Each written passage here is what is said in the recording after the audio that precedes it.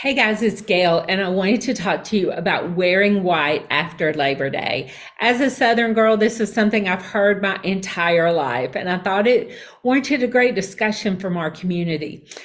And as promised, I'm coming to you with my thoughts about it. I think one of our members hit the nail on the head. And she made the comment that it really has a lot to do with the fabric and the garment. And I think she's exactly right about that. And let me get her name for you. What did I do with it? Sorry, there was a lot of comments. And it was Mary Ellen.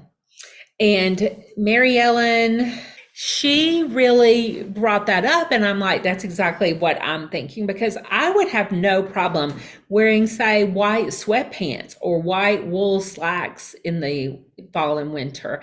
I think it almost lends itself more to winter than true fall, because let's admit it, we all get a little pumpkin spice, mocha latte, wanting to wear all these fall colors in the fall. And sometimes white just doesn't feel fall-ish to us.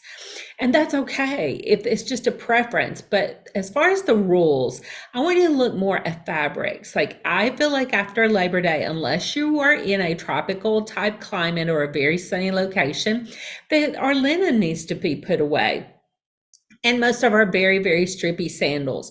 Now, a lot of this is climate related. So if you live in the south of Florida, you may wear these kind of clothes all year long, and that is perfectly fine. So I hope you're already getting the idea that there's not any hard and fast rules about this. Also, shoes, it's going to make a difference whether that's a strippy sandal that screams summer, or is this a strippy dress shoe that is for a formal occasion. Sneakers, white is fine all year long. So don't throw those out for any reason. Now, when we talk about white shoes, I do want to make a good point here, because another person in the group, Dana, brought this up. She said she's not sure white sandals look good on her. And that may be because white sandals can look very cheap very quickly. Lean towards buying leather and really good quality sandals so that you avoid that very cheap Target sandal kind of look. Now, another rule used to be that we didn't wear patent leather in the winter. That was a summer leather, but that has really changed, because we see a lot of beautiful patent leathers for fall and winter this year. When we look at white too, some people are very comfortable wearing white on the top after Labor Day, but not on the bottom. But again, it depends on the piece. If it's a sheer white slip skirt, that's probably best left in spring and summer. So I want you to ask yourself, what is the feel of this garment? Does this feel like summer? Does it feel like I should be on a beach somewhere and I'm living in a climate that's cold? Then that's probably something that you shouldn't be wearing at that time. Also, look at the rest of your wardrobe for fall. What is your palette? And is white really working with that? If you guys are in the warmer base, you probably don't even have to give this much thought. But for us cool girls, white is one of our best neutrals. So the question becomes, how do we wear that into winter? Now, I do not think a white purse is ever the best choice for fall and winter. It just reads out of season, out of date, not right. There seems to be a conflict there. But you also, again, could look at a purse that maybe is predominantly another color and has a little white, if you really had some white shoes that you wanted to wear in the fall and winter. But you cool girls, you have an entire palette of colors to pull from. So as far as your neutrals during the winter, I'd love to see you more in your grays, your cool taupes, your blacks, all those type of colors. So my opinion is that it comes down to the garment and the fabric.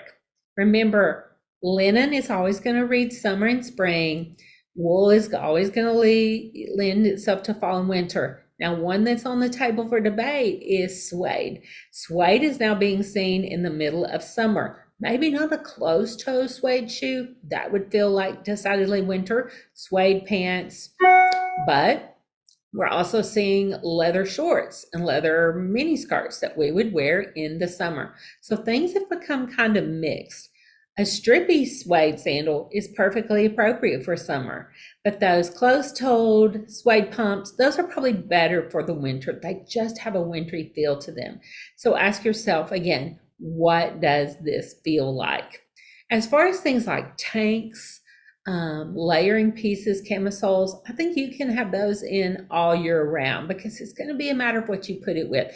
That very delicate silk camisole that you've worn this summer by itself could be perfectly appropriate under a blazer or jacket for the fall. So certainly don't throw those out.